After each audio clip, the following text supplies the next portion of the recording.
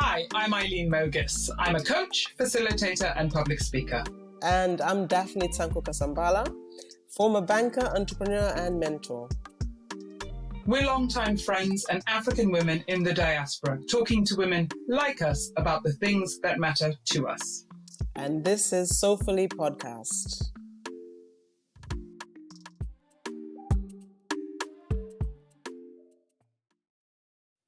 Well, today we've got a really great episode lined up, don't we, Daphne? Tell us a little bit about who we're talking to, what we're talking about, and what inspired you in the episode. Yeah, so today we sat down with Mazzi. She is a very inspiring woman. One thing that I love most about her is that she is who she is, whether you like it or not. She's going to keep being who she is. Mm-hmm. She is totally unapologetic and undoubtedly one of the poshest ladies I know. I love her. And I walked away from the episode wanting more. I want to be her friend. I want to be her personal friend. I want to have long conversations with her over her drink of choice and just discuss the way the world is and how she navigates it. She is, like me, a creative. She operates within the global but also the African creative space. So she's got lots of opinions. She's got lots of great advice and insights about her experience as an author, as somebody who works with creatives, somebody who works within the luxury space as well. Just inspiring. And I think I think everybody will take away something from her and her sort of hearing about her travels around the world, where she's ended up, and the fact that she's just a natural global citizen, in my view. Yeah, and such an inspiring voice. So, like you said, unapologetically herself and completely and utterly determined to break through any limitations that other people put on her. She's just not limited by them. And I love that. But yeah, let's get into it.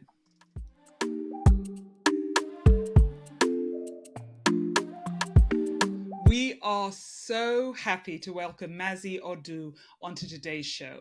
Now, I've known Mazzi since about 2003, I think, and I'm always in awe of her determination, her eloquence, and sheer passion for life. She is a published author of Heaven in Your Handbag and has written for numerous publications from US and British Vogues to CNN Style.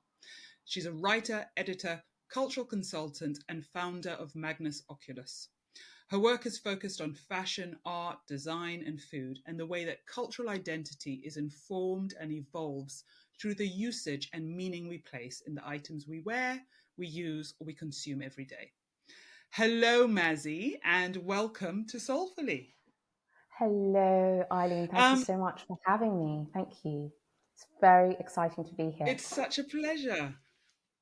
It's such a pleasure. Now, one of the things that Daphne and I have, over the conversations that we've had, over the soulful conversations we've had, is this recognition of the breadth of career and life that so many women experience nowadays, which wasn't so common. You know, it's not nowadays, it's not one career, one town, one company for life. You know, you come in, you join, you retire, that's it. And you are absolutely no different.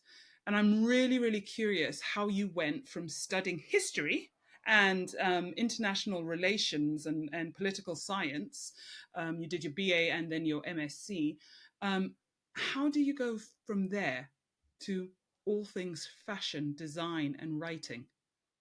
Well, that's a really, really good question. I think that all of us, regardless of whether you say pivot into the creative sector, have portfolio careers. I think actually the notion of a portfolio career is being a woman, because you're also, lots of people, not all, you'll probably be a mother, you'll probably be working, you'll probably be doing work with your family, you'll probably be as well as your 9 to 5. But in respect to myself, I started off studying a, degree that looks like it's going into an obvious trajectory. In my case, political science, international relations, probably go and work for the World Bank or work for, an international aid agency. And that was very much in history.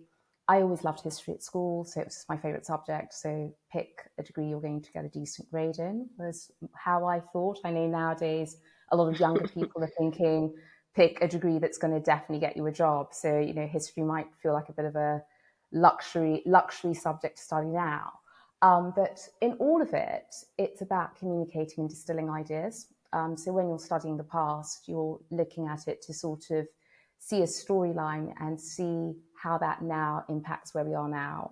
In the question of political science, we're looking at the structures, be they superstructures, like, continents or nation states, or the micro, which can be as much as, say, an individual or family, and how they impact how people both operate and also the stories we tell ourselves. So, our notions of nationhood. You're from Malawi, I'm from Uganda. There's a story behind what it means to be Malawian, to be Ugandan. But straight after university, I had a series of jobs that were all had the theme of marketing and communications. So I was always a communicator in some shape or form. And in fact, my first book that you mentioned came as a result of a fallow period. So other people might sort of be watching daytime telly. I was sort of writing emails to my set of girlfriends, and it was back in the day, pre-social media, MSN Messenger. Shout out to the original online communication tools. And we would be on MSN Messenger, like lamenting about our respective experiences as, on point, educated Black girls in the diaspora. And I would always throw in, some sort of distillation of this from a political science or whatever historical analysis, but then I'd always throw in a bit of Bible exegesis. And before I knew it, I actually had the frameworks for a book, which was how my first book was born and published. And from there, you would think, okay, then she would launch full on. Well, into let's the stop writing here. career, Let's stop here because I do want to know how you go from there. But I love what you said about what you studied is, basically about storytelling. And so it's really interesting to listen to how, as you reflect, your passion is still, it is being distilled. So I know you are passionate about beautiful things, and and passionate about words and how you frame that. But it's a really interesting way to look at how, what you've studied and how that has also informed. It's informed who you are and how you are, how you present yourself in the world. But also you're talking about that disgruntlement as being a young Black woman in the diaspora, a young African woman. You were born in the UK, but you are of Ugandan descent. Yes. What was that experience like growing up, being British, but also being Ugandan? How did that inform your story? Oh, that's a really interesting question. I know that there's a lot of sort of research now on whatever third culture children or transnational identities. I've always, when people ask me where are you from, I've always said Uganda, which sounds a bit weird because I technically was not born in Uganda. I can claim made in Uganda, but I also see where you're from as how you were raised. And I was raised by two Ugandan people, and they were not, obviously they spoke English, obviously they were professional people. Both my parents were professionals, both of them were very highly educated. This is not some, hard knock migrant story at all. Spoiler alert, you can probably tell from how I sound. But they were very, very, very determinedly Ugandan. So we spoke our language. I had an English name that I used at school. I was not called that in the family home. No one in my family called me by my English name, my English given name. We ate Ugandan food. My parents were very, very actively, because their migration story wasn't necessarily one where they thought they would stay in England for a very, very long time. It was this political situation made it such that we stayed in England for a very, very long time.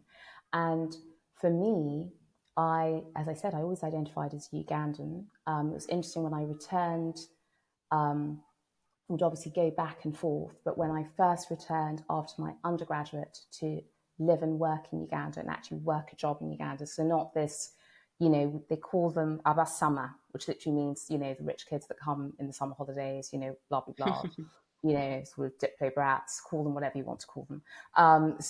But when I returned to work and I worked in normal, it wasn't a foreign company operating in Uganda. It was a Ugandan company operating in Uganda. So all the staff are Ugandan.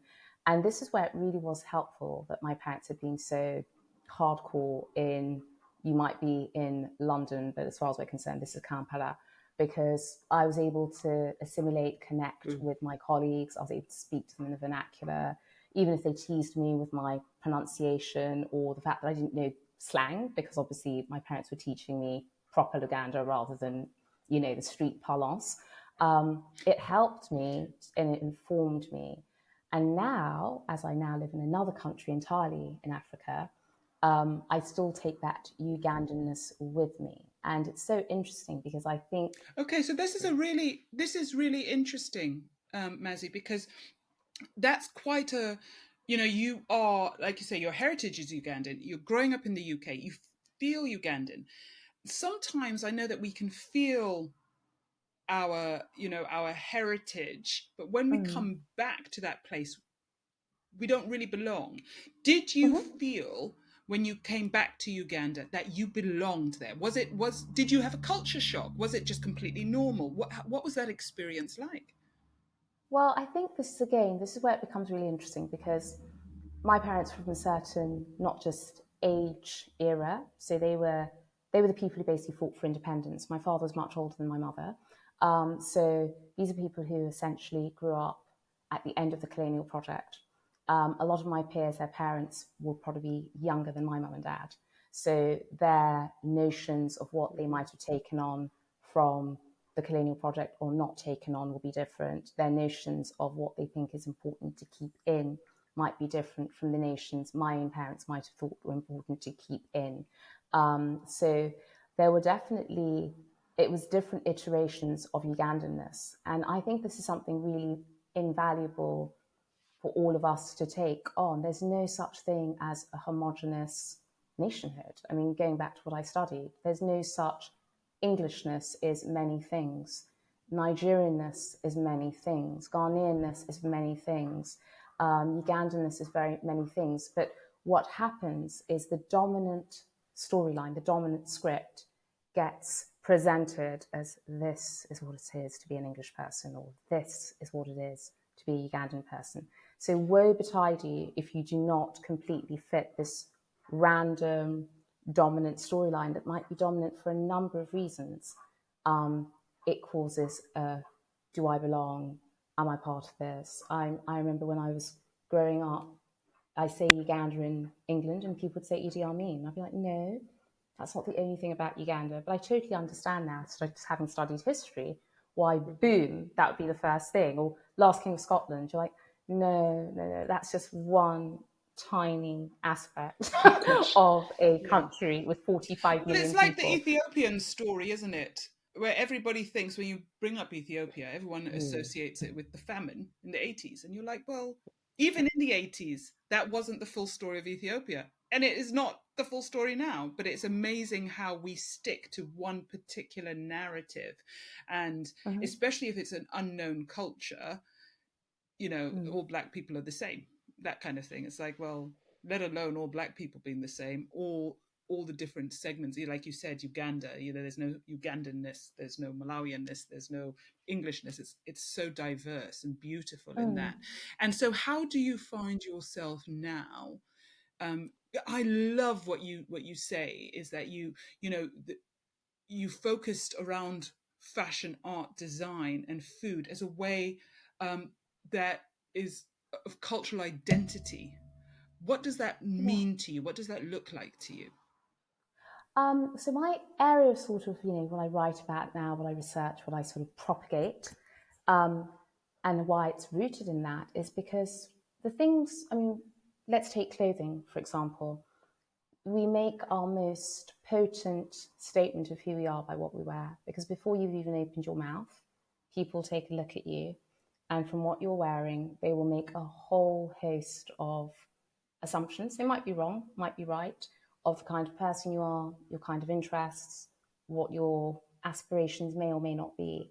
And then when someone goes to your home, for example, and sees what you're choosing to eat, what you're choosing to keep from whether your culture of origin, what you carry with you wherever you go, what you choose to wear or put on wherever you are in certain spaces and places as a marker of your identity.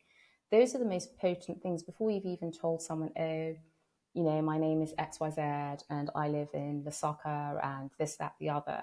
The fact that you're always wearing, you know, your cabochon cut emerald necklace that's from a Zambian mine, immediately you're kind of making a big point of it. You're already, you know, you're carrying your culture. You're not wearing something from the Place Vendôme in Paris, for instance. And that's obviously the super high-end version. But I do feel that if they, you know, clothing, I was fashion, about to say, design. can we bring it down to Camden Market and sorry. But even if you bring it down to, I mean, even if you bring it down to, for example, I often wear, although today I'm not wearing because I'm just wearing a long sleeved blouse, I often wear a cow horn cuff. So cow horn is something for jewelry that we use specifically quite a lot within Eastern and Central Africa. Don't necessarily find it in West Africa. And when one sort of sees that, they're like, oh, you know, a lot of people who are, say, from here, where I am now, like, oh, what's that made of? And it's like, it's cow horn. We use a lot of cow horn jewelry in Southern and Eastern Africa. So that immediately, just from my jewelry choices, you'll already know there's something culturally different to me in spite of the location I now found myself in. It becomes a conversation starter far more than wandering around, you know, with a placard, I think. And it's a softer, I mean, people talk about soft power now, but, and we see that now within the African diaspora, people plugging into African fashion, people plugging into African music. You know, there's Michelin-starred restaurants in London serving food of African origin. So that soft power, I think, often does a lot more to propagate and to, you know, to really celebrate, you know, the diversity in different places than, say, wandering around with a placard or writing a 50,000 word essay, as I may have done, about, you know, nation statehood, discuss maybe there'll be a small niche of people that might be interested in that, but soft power is often what we wear and what we're interested in and what we choose to invest in and stuff. But yes. And Kitenge is an interesting one you mentioned, Daphne, because obviously everyone's claiming it. So Western Africans claim it, us in East and South, we claim it. Some people say it actually came from the Dutch. It's a contentious topic. It did. It absolutely did. I'm a student of African cultural heritage and design, and yes, it came the way Kitenge ended up landing on our shores from the Dutch is quite an interesting story. Very interesting. But enough about that. Hey, I mean, at the end of the day, if we can claim it, if we are claiming it as ours, then let's do that. How it got here is another story. As long as we know that Well, heritage. let's not even start about cultural appropriation and how we claim what for. Oh my who goodness! claims what for theirs. You know, that's a whole other conversation. But it you know, is Mazzi. Eileen, can I jump in there? Because I think please do. we are talking about these very complex topics about cultural identity and all that. But I think for some viewers and listeners, I'd love to know, because you talked about obviously being born in the UK, and then you talked about going to work in Uganda, and you touched on living in another part of Africa, which I know is West Africa. Just give us a little bit of a summary. You were born in the UK, you grew up there, and then graduated and ended up working in. How long did you live in Uganda, and what took you to West Africa? Obviously, like a lot of people, you go in and out. So even when you're studying, you're still engaged with your home country if you're fortunate enough to be, as I was. And then after my undergraduate degree, I went and lived in Uganda for a couple of years in between going to do my master's. And then that's where I worked. So I worked for an internet service provider. So it was very early days of, you know, .com and some people sort of understanding about ISPs. So it was also a new market and communicating that. And, you know, that being part of that digital revolution in the early noughts that was happening in Africa and obviously blew up exponentially. And then I went back to England in 2002, which is when I met Eileen to do my master's. And then I lived in England working in different comms roles, mainly in the finance sector, which is how I landed in a comms role in the finance sector in Lagos. So when I first got this job, it was quite interesting because this was 2008. Oh. And a lot of even my West African friends were saying, tread with care. You're not from, we're a very different kettle of fish in West Africa compared to Eastern Africa. You might think you know us because you went to school with a few people from Nigeria or Ghana or Sierra Leone. I've always had a Pan-African crowd of friends, as Eileen will attest. I think because my parents themselves were Pan-Africanists. They were part of that independence movement. So even growing up in our family home, there were people from all over Africa. So I didn't feel it was too much of a leap to go and work in another part of Africa where at the time I had nothing connecting me there other than the job. Spoiler alert, I met my now husband in that period. And I met my now husband in that period. So now you have more connecting you to I Nigeria. am all in for Nigeria. I now have a child, so I'm definitely now very much part and parcel, as they say in Nigeria. I'm part of it. I'm part of it. So you can no longer. I'm no longer an adjunct. I am in it. So it's really interesting again about how one engages, the level of buy-in or the level of seed sowing, however you want to describe it, you have to a country. So maybe had I gotten married to a Yorkshireman and moved to the Pennines, I'd be very all in more for England. And I do think sometimes where you then sow your roots, then it's okay, I'm here now. I now contribute to that space, but obviously with all these different cultures sitting in the background, because it's not like I'm going to ever try and pretend to be a Nigerian woman, because I'm not, but I will add that experience to the many ones I've been very fortunate to have. This is an interesting thing because as as another one African woman to another, you marry another African who's not from your culture. It's a whole different ball game, right? So I'm married to someone from Ethiopian heritage, and you're married, Mazzi, to someone from Nigerian heritage. And so what you kind of think, okay, well, it's gonna be easier because we're African. But like you said earlier, it's not the same story. Yeah. In countries, let alone in different countries. How have you found that for you? I mean, I know for me, not only I third culture kid living in different places. My husband's same, born in Ethiopia, raised in Germany. But you'd think our stories would have some crossover. There's some things we can identify with each other, but our stories are so different. I think that the common ground is we both know what it is to be multicultural. But other than that, our actual cultural experience is so different, down to the food. You know what I mean? Like the food is completely different. The clothes, the jewelry, all of it is completely different. So how has that been for you to add to your big pot of cultural wonder? Well, it's such an interesting question you say about how, navigating, you're both from Africa and then you're not from the same country and then you get together. I think when one thinks about these experiences from the diasporic lens, what will often bind you is you are Black people in a majority white country, which is not my situation, because obviously we're in the world's most populous Black nation, which is what Nigeria is. And so you're in a Black majority country. But I think going back to storytelling, in the same way, one wouldn't expect an Eastern European and a Western European to have similar things. I think there's often, again, talking to what I was saying earlier about the dominant story that's told. And, there's all these amazing podcasts and social media tools that are, dismantling that idea of homogeneity in Blackness or homogeneity in Africanness. If you're now with somebody who's from another culture, you would immediately see the different modus operandi, whether it's from, like you said, the clothing, the food, the cultural customs. But then there are also some things that tie that I think, without getting myself into trouble or getting lots of people atting us in the comments box when this comes out. I think there are a lot of things that tie. I think there are lots of when I think about Africa, we are very family focused. The family is important. Community is important.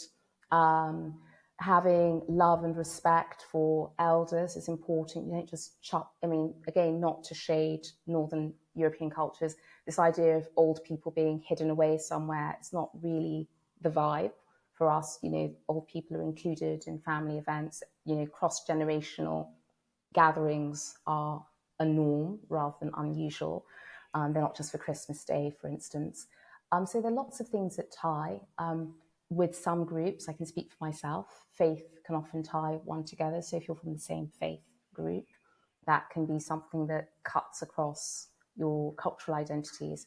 And then I also think it's a curiosity, going back to stories. Are you curious about other people? I'm innately a curious person. I'm innately an open person.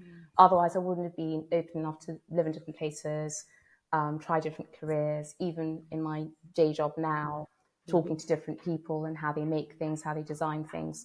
So if you're coming with an approach of curiosity and respect, I think you can create a wonderful community beyond just your marriage partnership. You can make friends anywhere because you're not sort of sitting there going, oh, we do much better things with plantains in Eastern Africa than you guys do in Western Africa. Or, oh, you'll see it's just nothing compared to, if you're always coming with that approach, of course, you're not going to make any friends. Or, and B, you're not going to see the beauty in that new place. So Mazzi, are you saying you've ditched the nyama choma and the ugali? Are you saying that? Please don't say that you've done that. We have an ongoing discussion where I say East African and Southern African meat trounces anything I've eaten in West Africa. I don't know whether they make these poor cows walk for 500 miles. The meat's so sinuous. It's not tender. No, hard pass. I mean, if someone's there's some things where I will be very vociferous.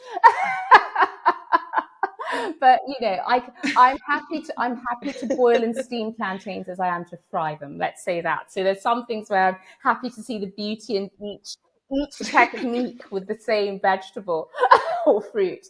I can imagine what a rich experience your daughter must be having with one parent from East Africa and the other from West, because you rarely see it. I mean, I've seen more people who come from Jamaican and West African parentage than from West Africa and other parts of Africa. Except maybe when it comes to South Africa, maybe. But even then, it must be very interesting for your daughter having somebody who is very rooted in her East African culture as well as a West African father. So. I mean, like I said, I didn't even think of it like that. I mean, maybe it's that sort of. I think it was in the book The Secret, where if you think about something, then you see lots of it. So I've met lots of people where it's a Nigerian and an East African, or a Ghanaian and East African coupling. I don't know whether it's because I'm zoning in and then they're sort of popping up, like sprouting everywhere. And then with names and stuff, for my daughter, I mean, obviously I can't speak to her experience because I'm not her, but certainly with like her names, she loves telling people all of her names and, pronouncing them correct and correcting both respective sides on how to pronounce the Nigerian name correctly and likewise how to pronounce the Ugandan name correctly. So, I mean, she's having fun with it. And I think it's that whole thing. I mean, I imagine also with people who, let's say if you're Polish and you're French, you would probably have a lot of fun, sort of little Jean-Pierre, and his middle name is Marek, and, you're sort of bringing him up with goulash one week and, coq au vin the next. I think that sort of thing of being open about your parents' differences, your child then is innately a dividend, winner. I will say, I love that. I do sometimes, I sit back when I watch my daughter and I see her, she's just engaging with the world from her lens, right? So whatever's normal for her. But I sometimes get a bit of a shock, and I'm a bit like, oh, that's so, unique to her. It's got no, it didn't come from me. And I'm sure that, it's like that is something that she has inherited from her father, which I'm sure in any case, in any parent child relationship, you experience that sort of shock of, wait, that's not me, that's him, or vice versa, but to see it within cultural things, her absolute love. I mean, I love Ethiopian food, absolutely love it. But my daughter immediately, the first time she tasted injera, which I can't cook, she loved it. Yeah, we have a phrase in Luganda which literally means "chidimumsai," which literally means it's in the blood, but it also speaks to like the blood, your heritage, your lineage is having a conversation, like, generational back. So they even say "meriaba jajabo," which literally means the food of your grandparents, your food of your ancestors. So she's eating injera because that's her ancestral food. Of course, she's going to tuck in. So as it's innately in the It's in the DNA. blood. It's in It's the like, this is our blood. grub. Fantastic. Why are you feeding me cornflakes? Pasta, be gone. This is the real food. Exactly. Stop that foolishness. Why? Why are you wasting my time, mummy? This is what we needed to be eating from the moment I was on solids. Also with things, when you, as a Ugandan woman living in the UK, when you published your first book, the writing came naturally to you. But what was your experience of it being received? How easily did you come into public? Was it published? How did that work for you? Oh, right. Well, we've been laughing, but this is the dark days pre George Floyd and social media. And how things are received as a Black creative. So it was really interesting. I had a fantastic publisher. So it was a bit of a wild way of how I did it. It's not the conventional way. So the conventional ways, you're meant to send your manuscript, your 3 chapters to a literary agent. The literary agent's meant to take you on. The literary agent then shops you to publishers. Then the publishers put in advance, and you go off and do your book. I had been trying, in fact, I am still trying 20 years later now, from since I've met you, Eileen, to get a literary agent. So before, in the olden days, like I said, pre-social media, there was this notion, and you can sort of see it in the sort of books that were published, that if you didn't come from some sort of urban, gritty background, then you weren't Black. And most of these commissioning editors are sort of white and middle class. So they expect, hang on a minute, you didn't grow up in Sink Estate. Your parents both, are okay. Everyone speaks English well. You're not you're not the random one person in your family. You don't fit our narrative of what it means to be Black. You're not Black enough. Which is very You're not interesting Black because, enough. as you can see, Yeah. I'm quite dark brown. I was like, how much darker do I need to get?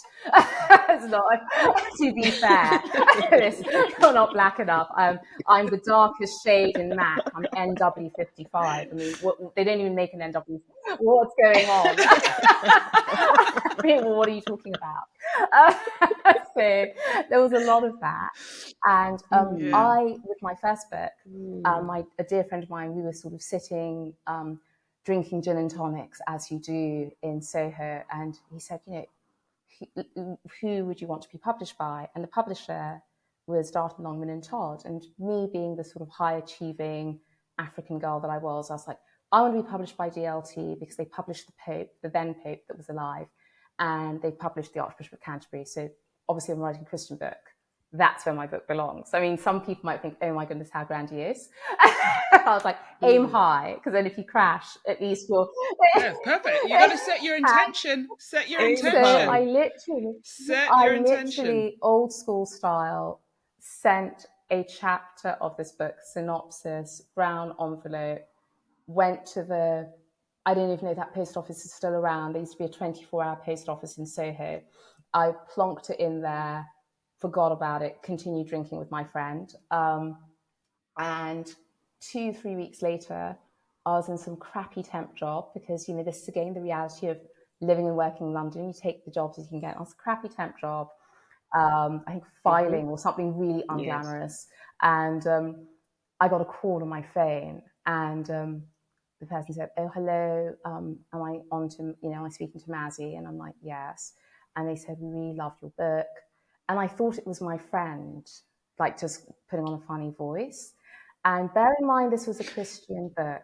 Oh. I actually said, blank off, femmes, I know it's you, and press the red button. The person calls back again and goes, hello? Brilliant. Hello? You're the author of the Christian book. And I was like, oh, yes. Oh, that's brilliant. I was like, literally, I was mortified. I thought, first of all, I'm a bad Christian because I'm using colourful language. They now know, exposed. Already, I've messed myself. It is Your now. It's all over.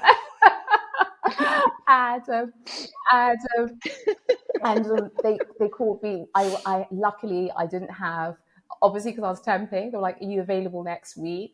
I sort of shuffled some papers around so I can sound busy. I said, "Oh yes, I'm available next week."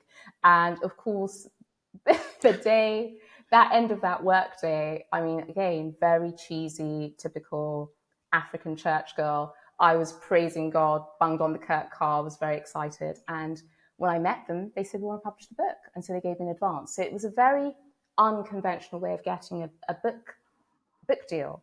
But it was also, in many ways, given that I was getting so much pushback from the conventional route of the literary agents, it worked because then the book came out. Now, in terms of how the book was received, it's really interesting again because the church I was attending at the time didn't want to haste my book launch for various reasons. And so then I sort of was church venue searching and I came across this really lovely church on Westbourne Grove Church in Notting Hill. And the then vicar at the time, his wife was an architect. So to save their own church, they'd kind of carved out the turrets to make them into lofts. And then the bottom bit was shops. And then there was still a beautiful sort of open plan loft space that was worship space. But given that my book was called Heaven in Your Handbag, and the conceit was being, loving your fashion, loving your, nice things, sort of Carrie Bradshaw meets St. Thomas Aquinas and chuck it in a blender. The space was almost like godly design. I was like, oh my goodness, there's an Anne Fontaine blouse shop right there. If I have a wardrobe malfunction, I can just slip out and continue signing books. So in terms of the venue, it was great. And then in terms of reception, it was really interesting because obviously I did the Christian church rounds, but because the book had a bit of a crossover vibe, I ended up, on things like the BBC.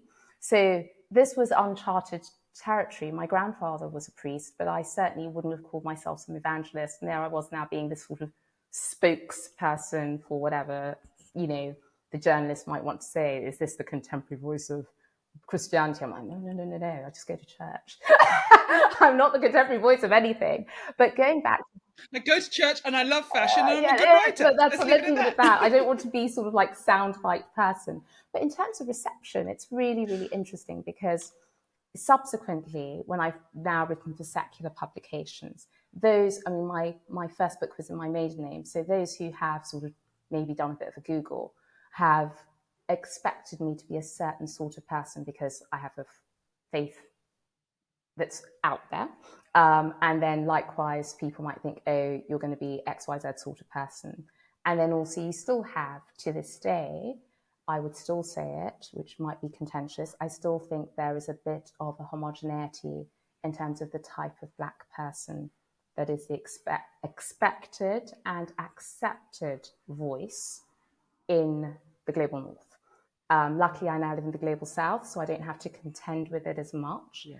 But certainly when I did live in the global North, it used to really irritate me because there's a multiplicity. We don't do this with any other group. We don't expect people of Indian heritage to be one sort of person, or South Asian heritage, Pakistani, Sri Lankan. Why are we still in this soup when it comes to Blackness? I think part of it is to do with the supply of different types of it's almost like a balance between the two, supply and demand. So if publishers and the gatekeepers are only allowing a certain type of content or product out there, and that's all that the consumers and the audience get, then it kind of feeds back that that is the only thing that should go through. And so when somebody else comes in, or a product or a service comes out that goes against that, if the gatekeepers don't let it through, people don't even know it exists. It's the whole Wakanda, the whole Issa Rae thing of saying black won't sell, a black superhero, they won't sell. But when you bring it out there, that's when you realize actually that there is an audience. The audience will take those things up. But Yeah, it's and frustrating when as you try and do it. It's I really, love really frustrating. I love that you did do it Mm, anyway, because I think that's really the encouraging message of saying, look, nobody is going to want, nobody's going to let me do it the mm, conventional way. So I am going to, which takes a whole lot of mm, resilience, self mm, belief, which I think, again, comes back to, and Daphne and I have talked about this, um, when you were raised by African mm, parents who either you yourself have been raised in Africa, like Daphne and I, where we have seen Black mm, excellence and Black leadership and Black power and mm, Black um, brilliance our entire lives. So we don't That's question perfect. it, right? We don't question it. Or, versus children who are raised here who don't get to see it, and then actually their belief on how far they can mm, go is questioned, because I've never seen anybody in that position. I've never seen anybody break mm. through that ceiling. Whereas for you, with your experience, although raised here, you had these excellent parents Yeah, and who, excellent. They had excellent friends. This is a game that talks about the silos. yes. Every black person I knew was a professional. Um, every black person I knew was working. Every black person I knew was doing well in their respective field and different fields. So I remember even just going to university, the Afro-Caribbean Society, and you know, it was it was interesting, because I then also, to use the phrase "check my privilege," because I was like, whoa, this, not that I grew up in London, so I did see deprivation, but this notion of you're the first person in your family to go to university, I certainly was not the first person in my family to go to university. So I was meeting some people where that was their reality. And so if I then say, suggest, oh, let's go, and I don't know, I'm just trying to go in a space that they might feel because of their lived experience, black people can't be there, I would be quite incredulous. Like, why on earth can't we just Hmm. go and see the opera or go and do something else, go to the Sadler's Wells, and they'll be all antsy and jumpy about it. And obviously now, one can see that if you haven't seen it, you might not necessarily believe it. But speaking to your point, Eileen, about gatekeepers, I continue to do it now. So it's not even just, with Magnus Oculus, I founded that blog because no one was writing long form articles about people I thought people should be writing long form articles about. So when I was pitching these stories and they weren't getting traction, I just went direct to the designers and said, do you fancy having a conversation with me? And I'll write about you. So it's really interesting because obviously now, we've got a fantastic, there's been lots of exhibitions and shows celebrating blackness. I mean, one could even argue, the movie franchise Black Panther opened up people this notion of an African utopia, and to, African excellence, Yes. that's sort of the pop culture level. And then when we go to sort of higher culture in inverted commas, we've had shows at the V&A. There's currently a show at the Brooklyn Museum on African fashion. We've had the Brilliant in Black jewelry exhibition at Sotheby's. We've had, artists from Western Africa winning Grammys like Burna Boy and Wizkid and selling out stadium in Europe. So everyone's like, yeah, Africa's so hot right now. What's the big deal? But just 7-8 years ago, and you're trying to write about these very same people that everyone's now screaming and going crazy for and buying their product, and you're trying to engage. And when I talk about northern media, for me at the time was mainly British media because that's where I had connects. And you're saying, hey, you guys got a big diasporan community. How about an article about this designer, or how about an article about this creative? And you would get a hard no.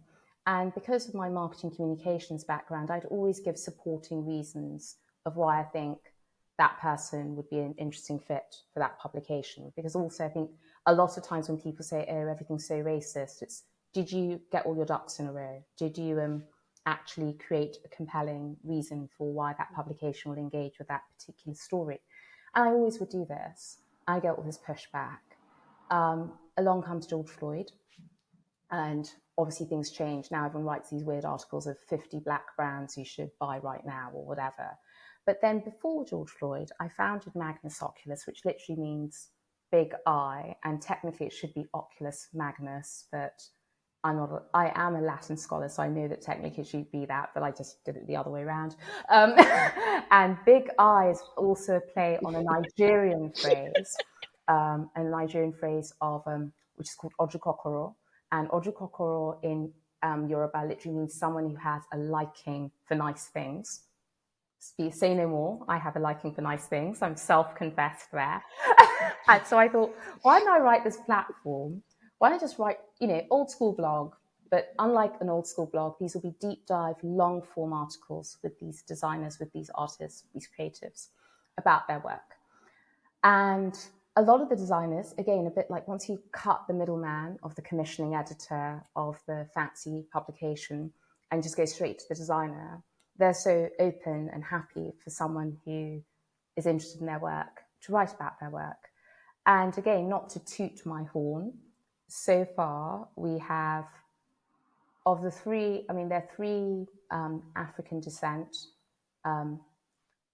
designers who I first featured in Magnus Oculus that have subsequently been LVMH prize finalists. And it's so funny when LVMH are quoting my little blog. And then likewise a CFDA finalist who was I first wrote about, writing about three artists who currently ended up being in that Brilliant in Black jewelry exhibition. They were first written about on my publication in long format. And Wonderful. It's not to toot my horn, because obviously now everyone's now writing about them, which is fantastic, and their sales are growing, which is fantastic, because again, I want people to do well. But it's interesting that for me, and I find this again going back to storytelling, it took a really dark story, which was that summer of race reckoning, for people to notice the light, a light that not just myself, there's so many other writers, there's so many other editors, there's so many fashion stylists who would try and, put a, dress by an African fashion designer or an African jewelry artist on a celebrity. And I was like, no one's really interested in it. But now we have, it's everywhere. But it's terrible that it took something dark. It's just saying that it's so, that it's so, we know this to be true. And thank you for putting it so eloquently, but it's so deeply upsetting to me that's what it takes. And it's no surprise, we know this. But in hearing that for you, and I know that because Daphne, you've, with your pushing African fashion and trying to also create a platform, that's when you're watching your work go unseen for so long, and the work of other artists go unseen for so long, because it is the thing, isn't it, where African women, Black women, are the most underfunded and under-resourced business. They get the least, but they are creating business faster than any other population in the world. What does that, on a personal level, what does that experience say to you, and how do you care for yourself with that, to honor yourself? To add on that question, let me pile on a little bit more onto this plate, Mazzi. Yes, I have seen it. I've been within the creative economy for over 10 years now. And I came into this space because I was frustrated. I was frustrated as somebody who loved, and I was only working within the fashion space at that point, but now I'm sort of, my spectrum, my work is broader. It's African design, it's decor, accessories, textiles, and apparel. But at the time, the thing that frustrated me the most was to see the only African fashion that was given any level of seriousness, any platform, any light was that which was presented by what I call expats. So we had Burberry, we had H&M, a lot of high street and high-end retail Stella brands McCartney, right? bringing African fashion with no reference to Africa. The products were definitely not being made in Africa, and they were being pushed in front of audiences, and people were lining up. I think when H&M launched a special collection in 2012, people literally slept outside the store so that they could get their hands on this, because it was in collaboration with Stella McCartney. And it was that frustration to say, can we have Black people's African fashion as well? Can we have authentically African fashion being given this same platform? So I just wanted to agree with what, I want to agree with what Eileen's saying, but I know that for me, the frustration was channeled into my decision Yeah. to go into the space and create a platform. But over to you, Mazzi, to just tell us how you felt Um, and how you dealt with, how you've been dealing with For a this. start, I mean, as a quick rejoinder, I don't just write about African creatives. And again, that speaks to my own lived experience. I haven't just lived in Africa. So if you go on my blog, there are creatives from other parts, Mm-hmm. China, Feng Jie is someone who I absolutely love her work. Mbiri Kos, who is from Switzerland originally, but she also has some South American heritage. So but speaking directly to the Africa story, and I don't want to just focus on fashion, I think there's three things going on. First of all, there is what people have decided within the system, so the fashion ecosystem is viable. So there's a lot of narratives of, oh, you can't produce, things of a consistent high standard on the African continent. Sizing is different. There are lots of reasons people put out there, and I'm not poo-pooing their reasons of why they don't produce. Cultural appropriation has been going on since the dawn of time. It's not new.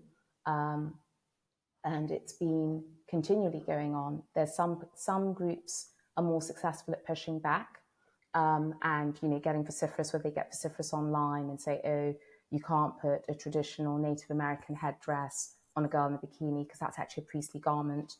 And then people have now chilled out with doing that. But historically, people would just do a potpourri. Oh, we quite fancy that. That looks dramatic. We'll just bung it on a girl in a bikini, which is the equivalent of, I don't know, putting the Pope's habit on a girl in a string bikini. Some people would be very upset about that imagery. So once people understood.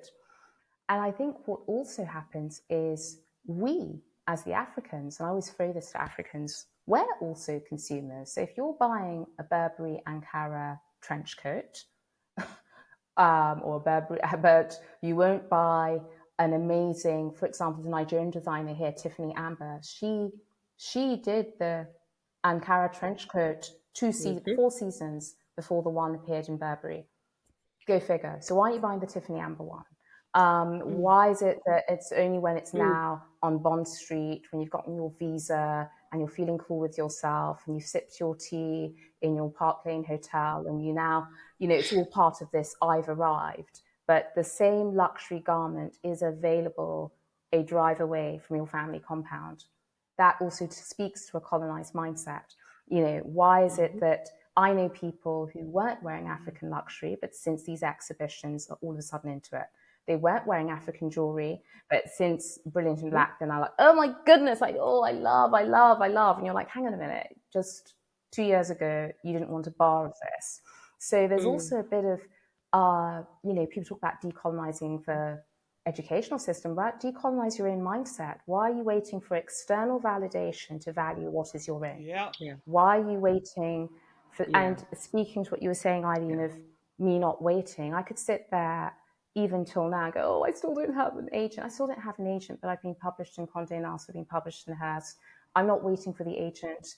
Maybe the agent will be ready for a Black person like me when my daughter is grown. It's not my problem. I'm not going to sit there and be stymied and stifled and oppressed by someone else's super tiny worldview and their myopic imagination, and then now slot myself into their tiny box. I feel that instead we should just, and we say about self-care, that's my act of self-care. My act of self-care is an act of defiance of, I refuse to be diminished. You can try and ignore me. You can write your polite email. I will continue. I'll just post it on my blog. It's okay. So I understand not everyone has that resilient mindset, and I do honor both my upbringing and my faith and just my general, zero F's personality when it comes to things that I'm passionate about. I won't sort of allow that to stop me participating. Even now, within the African fashion landscape, there are gatekeepers. We have black gatekeepers. Spoiler alert, it's not always the white people. We have regional gatekeepers. There are some people who think things from East and South Africa are rubbish. You have xenophobia within the continent. You have xenophobia within the diasporic communities. If we're going to really do full disclosure on this, it's not always the white people are the bad guys, So if we're going, and we need, and I think it's a bit like if you're sweeping your family compound, you can't just sweep the bits at the front that the guests see as they're coming in. You've got to sweep at the back where you're preparing the food. Just if the parlor looking lovely and acceptable, but the back kitchen is a hot mess. That's not the way for real change. Amen to yes, and amen to all that you have said. That's what I can say, because I think it is so easy to point to the external without any self-reflection, without any self-challenge, without demanding of ourselves to be better. And we want to be seen, we want to be heard, we want to be represented, but we're not asking ourselves, are we willing to do that for ourselves? Are we willing to examine why we are not supporting those like us just because of a cultural, country of origin difference or whatever it is, or educational difference, which I think that's another thing when you talked about checking out your privilege. Are we checking our privilege as well? There's a lot of talk about white privilege, which, yes, is one thing, but amongst us as people of color, women of color, and women of the African diaspora, are we checking our privilege? I think that's, so many things, Mazzi, you have said. Again, it's this very hard thing for Daphne and I as we come to an end of a podcast and we're like, we're not finished. We can continue. We're not done. There's so much more to talk about. Mazzi, I think you and I are gonna have to have a side conversation and compare notes on these gatekeepers, because I thought I was the only one who kind of got frustrated with this. But I do want to say, I mean, I've known that you're a friend of Eileen's for a very long time. I didn't know what you did, but this has been a very, very inspiring and invigorating conversation with you, Mazzi. You are undoubtedly one of the most glamorous people I know. And next time you go shopping, please take me with you. I'm signing up to Magnus Oculus. I mean, how many people do I know who can drop Latin and certain cut of Tanzanite, or was it Cabochon cut gemstones and all that? emeralds? I love it. They're I've a loved this vibe. conversation Zambia, so vote much. Zambia. Zambia for There the you win. go. I'm just doing a little shout out. I'm not with the mining board. I'm not with the Minister of Mines' best friend. Quickly, before Eileen's like, hang on a minute, what's going on here? Exactly. It was just saying about the richness of what we already have on the continent. So when, I write a lot about jewelry, and the majority of the gemstones come from the African continent. I mean, and yet we wait to have them marketed and sold to ourselves. I mean, there are people who are amazing stone cutters here. There are people who are amazing facetists here. So what is it about always needing the external when actually the external people are rocking up here and buying up a storm, buying the rough stones, taking them off somewhere else? So it's again, even us, the three of us, we are lovely exports that have been taken elsewhere. I'm sure there, some people who'll be like thinking about the brain drain of Africa and thinking if we could get all our diaspora to even commit to coming for 3 years of their working life and then they can go back elsewhere. I mean, there are lots of people, I have friends of mine who are talking about that in terms of the development dividend. If we could just get people just to commit to 5 years, what would it look like for the continent? Even if they go back to steady electricity and power and all the things that the creature comforts that often make people frustrated of relocating. But it's another topic. Another topic. That's quite a call, Mazzi, and I appreciate you saying that. I think it is, I think a lot of people in the diaspora do have the pull, and it is a hard decision, right? It's a hard decision as to when and how.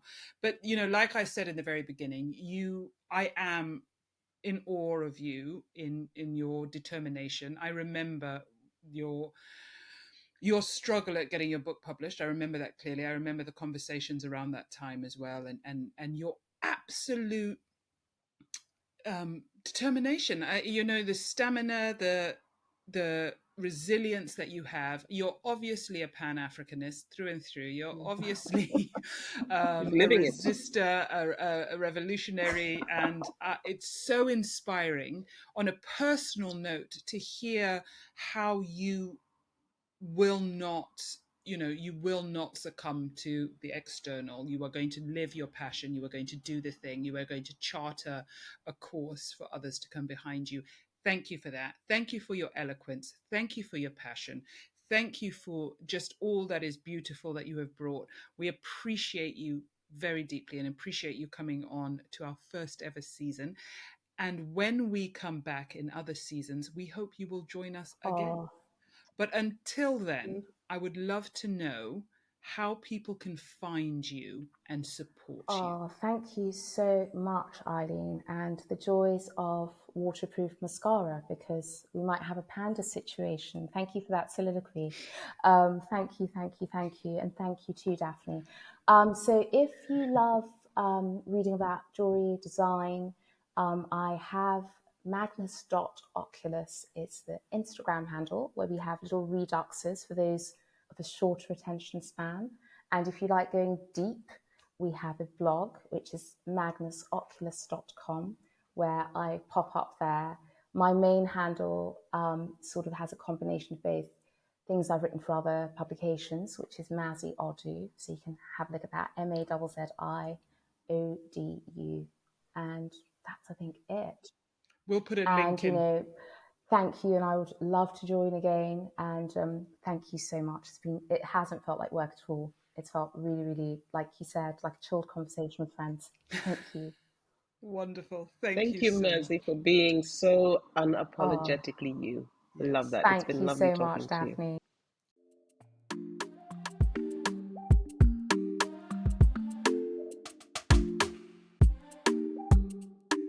Special thanks to Ayozi Apollodyne for our artwork and Crack the Window for our theme music. This episode was edited by Marcus Root.